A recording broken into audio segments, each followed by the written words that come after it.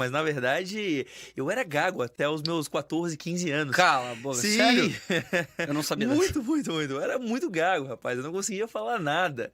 E isso acabou me fazendo, com o tempo, me tornar também mais introspectivo. Sempre gostei muito de ler. Era gago e comecei a ficar introspectivo, então eu não falava muito. Mas acabei me elegendo para vereador em Florianópolis. Acabei me elegendo em 2016 como vereador.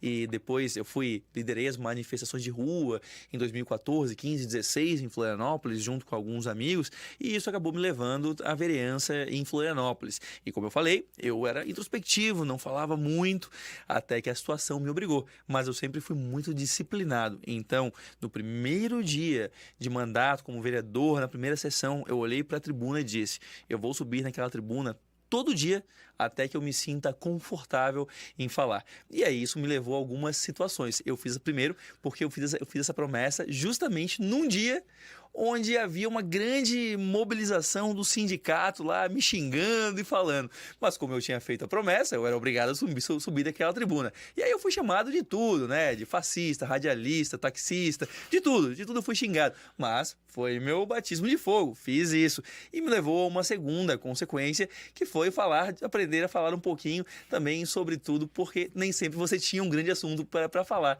Mas foi assim, acho que treinei um pouquinho, mas muito obrigado. Quem que é o Bruno criança? Tu é Bom, de Floripa? eu sou de São José, na verdade, cidade ao lado, né? Mas acabei me elegendo em Florianópolis para vereador. Eu sou empreendedor, abri meu primeiro negócio aos 16 anos, que eu fui morar fora do país e trabalhava muito para ficar lá e o dinheiro era muito curto. E aí, para conseguir me manter lá, eu resolvi criar um negócio. Eu peguei todo o dinheiro que eu tinha e investi em um mês de aluguel em uma casa grande. Aí estava eu, uma casa grande e nenhum dinheiro. O que eu fiz? Fui para o meu colégio e botei um cartaz anunciando vagas e a um preço muito barato, mas não garantia também muito conforto. Mas as vagas eram baratas. O que aconteceu? Deu 3, 4 dias, eu tinha 8 pessoas morando comigo. Foi o meu negócio de maior sucesso até hoje, porque eu alcancei o ponto de equilíbrio em 2 dias eu tinha alcançado, né? E no final eu não pagava para morar. Fiquei 2 anos morando fora e não pagava moradia, administrando uma república. Então... Que história que tu tem que tu possa compartilhar de gerir uma república? Porque Olha... deve ser... Bom, com quantos anos tu tinha? Tinha 16. Cara, é o auge. Como é que tu controla isso? Era uma loucura, né? Porque com 16 anos, eu morando num outro país e gerindo uma casa... Bom, eu era um adolescente, né, ainda.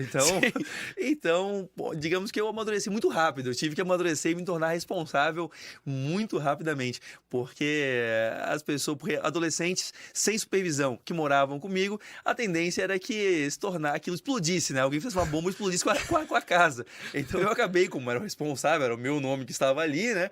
Eu acabei tendo que me tornar responsáveis. Mas aconteceram alguns fatos curiosos. Eu lembro agora, e se eu parar para lembrar, eu vou lembrar de vários casos. Mas eu lembro de um em especial, que um dia eu acordei e tinha uma pessoa dormindo na minha sala.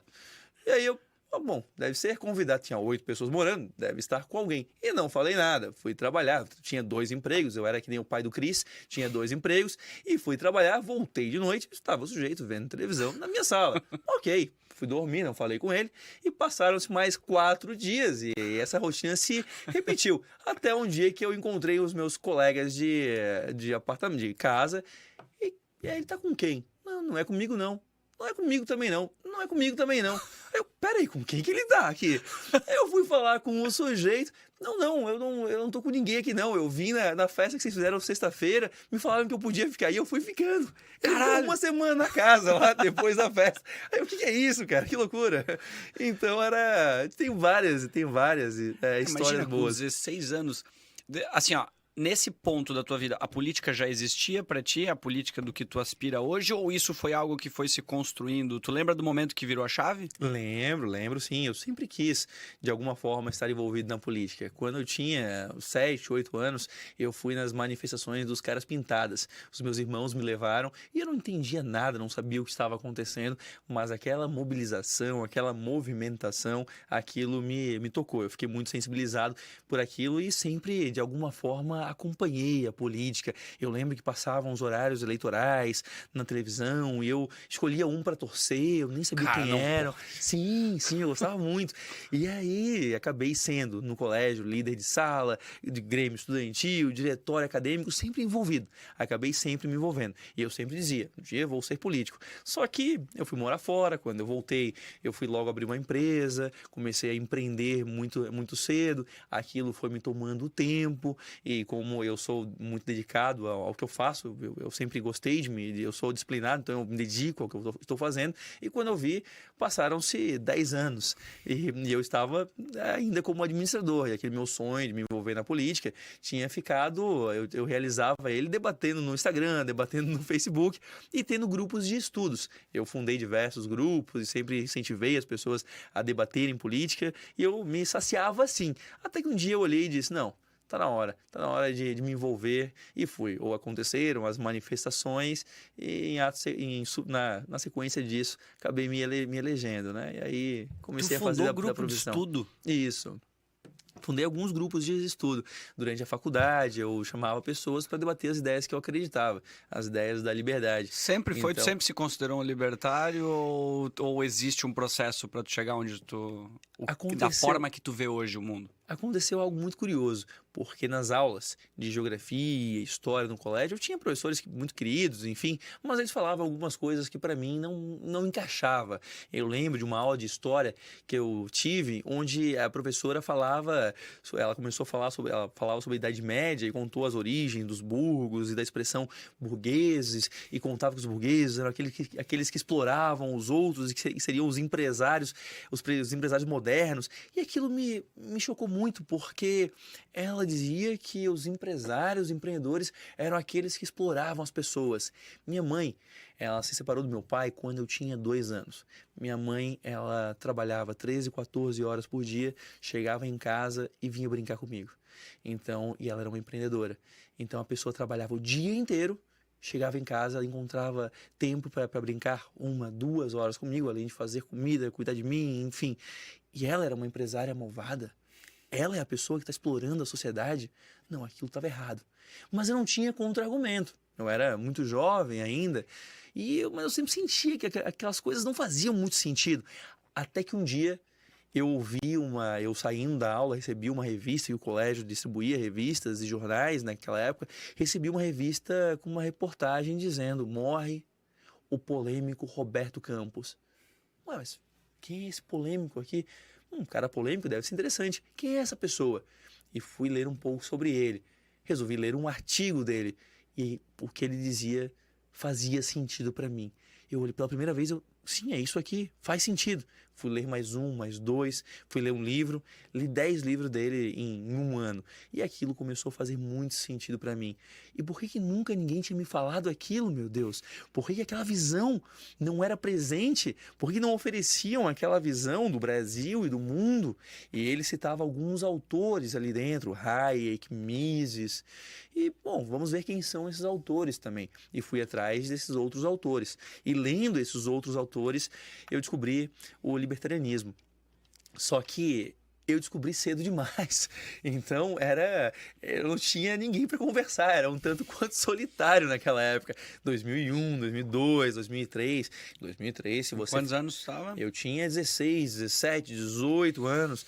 Então, se eu falasse no colégio sobre, eu acho que o Estado não deve ter empresas, eu era crucificado. Se eu falasse que não, o Estado não tem que fazer nada disso, nós temos que ter livre mercado.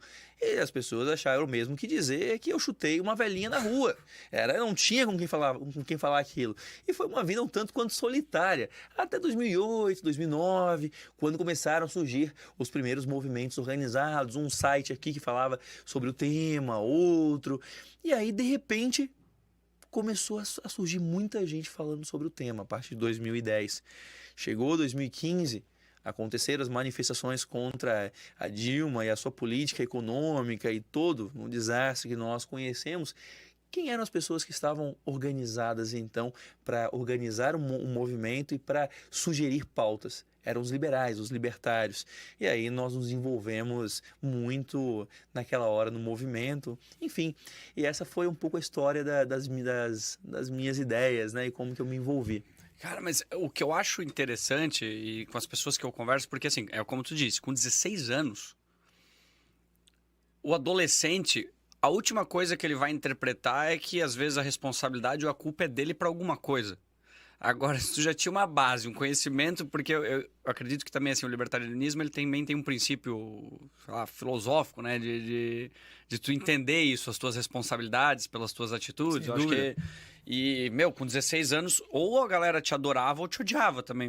Falava, puta que saco, lá vem eu vou reclamar da minha mãe, dos meus pais, lá, vou reclamar da minha vida. E ia chegar o Bruno lá e falar, não, mas veja bem, você tem que... Na verdade, isso tem sido uma constância na minha vida. As pessoas me odeiam e gostam de mim também. Isso tem sido uma boa constância. Isso tem sido sempre assim. Então, nada de novo, né? Isso meio que sempre foi assim. Mas, de fato, né? Eu sempre fui alguém de muita posição, né? Eu sempre tive os meus posicionamentos e sempre tentei oferecer soluções diferentes.